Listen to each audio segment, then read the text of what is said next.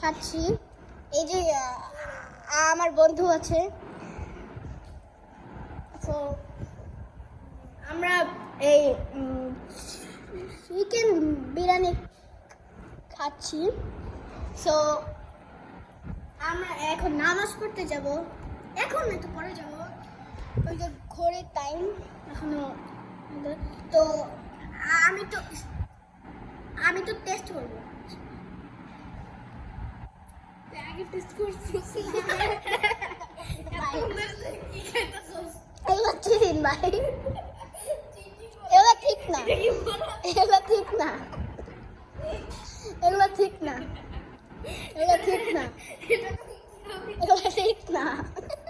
তো তুই তো চাইতেছ, এগুলো ঠিক না, এগুলো ঠিক না। কি গাইস খাওয়া হয় না গাইস তো